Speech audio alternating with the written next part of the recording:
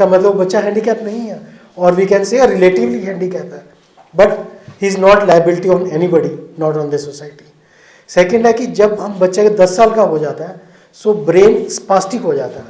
जब brain spastic होगा तो जो हम बोलेंगे, so what we are talking about, this is called acoustic stimulation, this is called acoustic energy, जिसकी वजह से हम सुनते हैं। एक एकॉस्टिक स्टिमुलस ब्रेन में जाता है और वो एक फीडबैक मैकेनिज्म से बाहर आता है। जब हम इम्प्लांट कर देते हैं so we get an electrical energy, so we have to train that child to listen from electrical energy and which is called a rehabilitation. So अगर आपके भी कॉन्टैक्ट में बड़े पेशेंट आए होंगे, कुछ लोग ऐसे भी आए जहाँ जहाँ मैं गया हूँ कि सर हमारा एक बच्चा था इम्प्लांट हुआ नहीं सुनता, प्रोबेबली रिहैबिलिटेशन नहीं हुआ। अगर रिहैबिलिटेशन होगा तो बच्चे सुनेंगे। Like we have talking in Bathinda, so one patient came कि सर इम्प्लांट कराया था 3 साल पहले, कि भाई रिहैबिलिटेशन हुआ कि नहीं।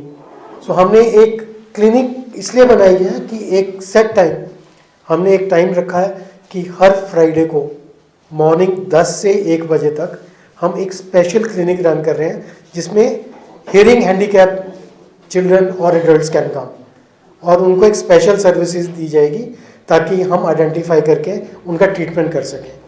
Then there is a neonatal screening programme, it's approved by the government of India. Neonatal means जो भी बच्चा पैदा होता है उसकी एक न्यूनेटल स्क्रीनिंग जरूरी है ताकि हमें पैदा होते पता लग जाए कि ये बच्चा डेफ है, उसको कहते हैं न्यूनेटल स्क्रीनिंग प्रोग्राम।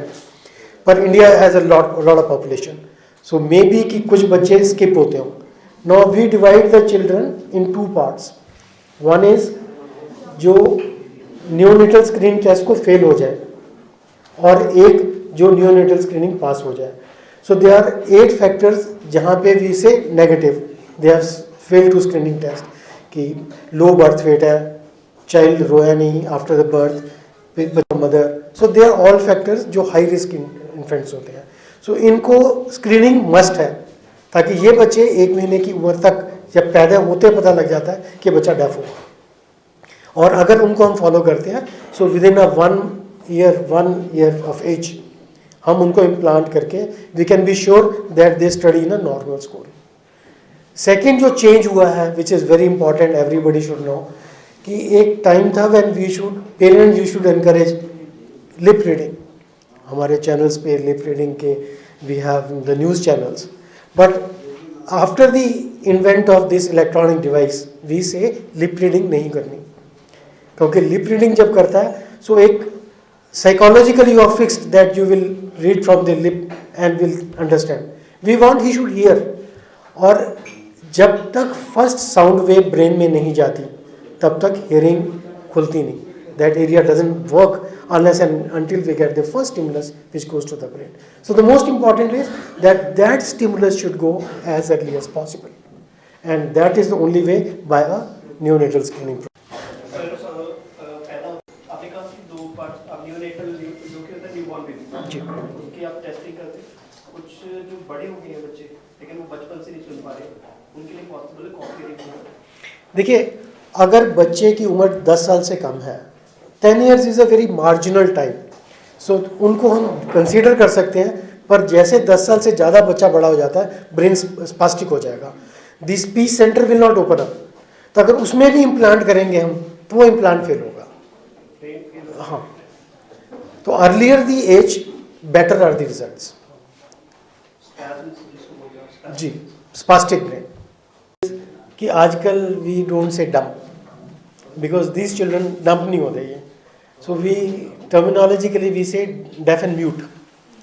और जैसे मैंने बताया कि जब तक ब्रेन को हियरिंग स्टिमुलस नहीं जाएगा, स्पीच सेंटर नहीं खुलेगा, उसके लिए एक ऑडिटरी फीडबैक चाहिए होता है। Earlier age means age early age 8 months and 10-11 साल तक इम्प्लांट हो सकता है, उसके बाद नहीं होगा। इम्प्लांट एक ही दफ़ा करना होगा, जैसे ही बच्चा ग्रो करता रहेगा। Average what the companies claim इसकी 100 years की लाइफ होती है।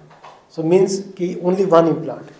जो इम्प्लांट के 2 पार्ट होते हैं, एक इम्प्लांट जो मेन इम्प्लांट है जो कॉक्लिया में जाता है वो अंदर फिट हो जाता है, वो नज़र नहीं आता, उसको चेंज करने की ज़रूरत नहीं होती। बाहर से जैसे हियरिंग एड में होता है रिसीवर एंड, सो रिसीवर लगता है, वो रिसीवर रात को आप उतार सकते हो।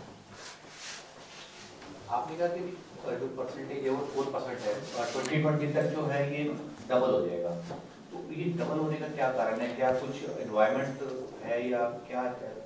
It is 4 per 1,000.